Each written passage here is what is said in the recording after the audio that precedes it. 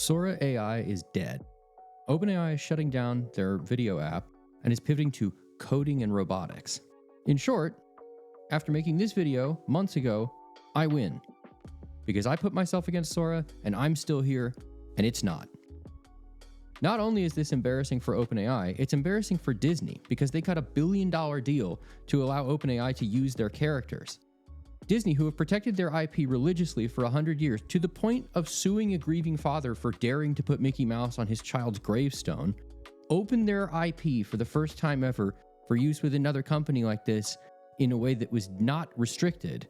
And they did that with Sora. And of course, this immediately led to people making videos of Mickey and his friends doing 9/11, saying slurs, and all sorts of other absurdly offensive and brand-destroying types of videos. And now it seems like they got nothing for it. OpenAI, Anthropic, and others are not public yet, so we don't know for sure what their financials look like. But in this case, it's hard to escape the conclusion that it was just far too expensive to run. OpenAI is not the only company scrambling to make a profit. Anthropic actually just announced they are switching this month all of their enterprise clients to usage-based payment. Assuming things keep going this direction, people are going to have to start paying a lot more to use these products or stop using them. In my opinion, we're starting to reach something of a crossroads with AI. The cost to continue making these models is so high, and the cost in compute is so high to run them, that these companies are going to have to start acknowledging some reality and adjust accordingly. But what does that mean for us as 3D artists? Is AI going away? No, I don't think so. Sora might be dead, but Seedance 2.0 is out and it's an impressive model. I'll be repeating the test I did in this video where I pitted myself in Blender against Sora, but this time with Seedance, so look for that soon. Regardless though, where does AI go from here?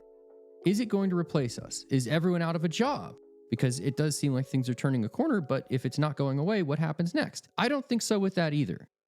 I'm starting to see a direction for this industry, and I don't think it's what a lot of people think it is. See, for a long time, the AI industry has been sort of a product without a market. And a lot of tech companies have that. I mean, one of the things that's interesting about some of the big boom companies from the 2010s, like Uber and stuff, is they actually had a viable product to start with. But a lot of tech companies these days start with a product or an idea, and they don't actually have a viable market for it, and a lot of those companies just die.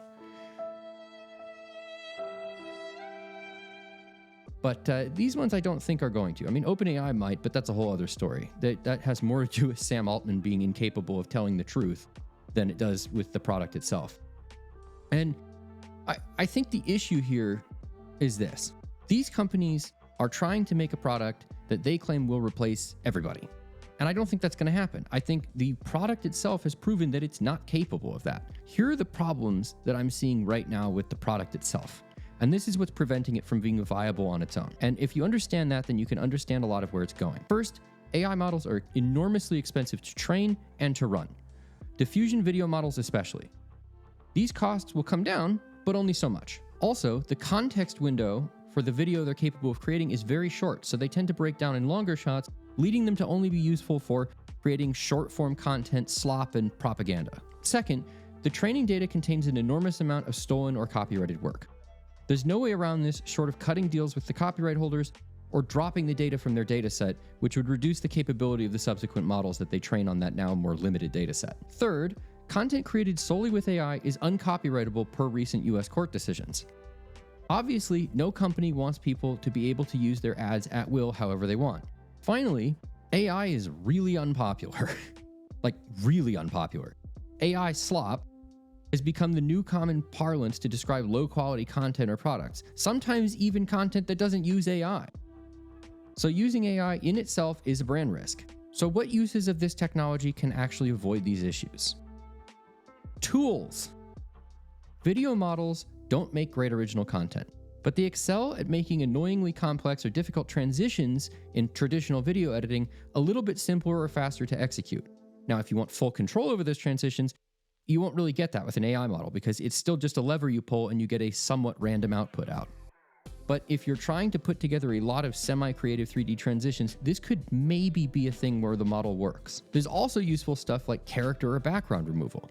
This is stuff that previously was fairly tedious, very tedious before automatic rotoscoping, where you had to actually have people cut people out frame by frame. And then rotoscoping came along, and now you could kind of trace the outline of a character, and it would work a little bit better, but it's still quite tedious to rotoscope someone by hand. Ask any roto artist, they'll tell you it's not the most enjoyable process ever. And stuff like segmentation models makes that a lot easier. So that's actually a viable use case.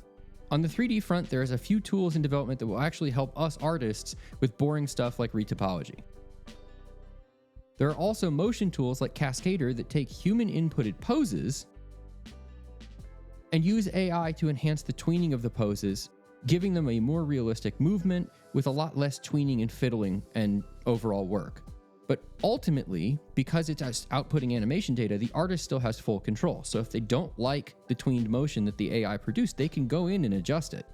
I also think eventually specialized video models could be trained, for example, to produce pre-keyed 2D effect plates, stuff like muzzle flashes or explosions. Things where you could ultimately probably find them by digging through a gigantic pack of pre-made effects, but it would be a lot of work. And in this case, you can input a prompt and you'll get out some form of pre-keyed effect plate. Now, it might not be perfect, but if you were just going to be using stock layered effects anyway, it's sort of just a little bit more specific replacement for a stock video library. In my view, the bubble around this will burst.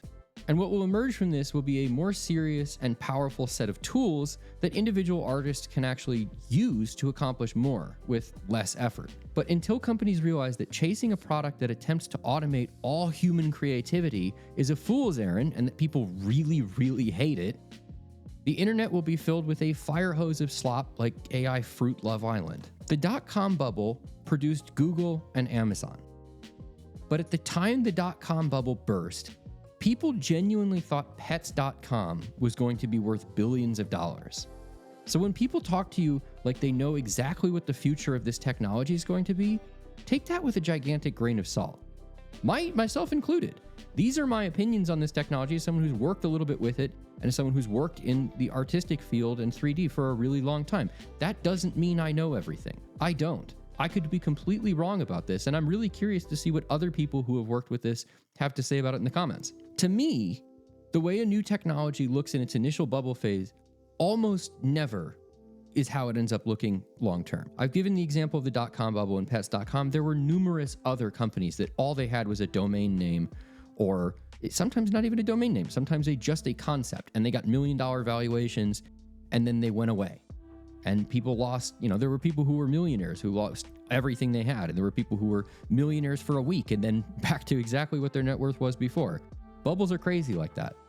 And it's important to keep in mind during this craziness that every single one of these companies is vying to get as much of the venture funding that's still around as they can and to get as much hype and press as they can, because that might be the thing that keeps them from bleeding out and gives them enough time to actually come up with a viable product that isn't just a chatbot that lies to you, or whatever the hell OpenAI is doing with Starbucks where it recommends drinks for you or something.